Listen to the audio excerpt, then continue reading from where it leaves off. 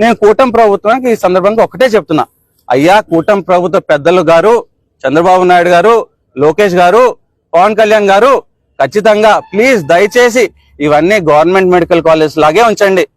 దీనికి కావాలంటే ఎన్టీఆర్ గారే పేరే పెట్టుకోండి, దాంట్లో ఎటువంటి అభ్యంతరం ఉండదు.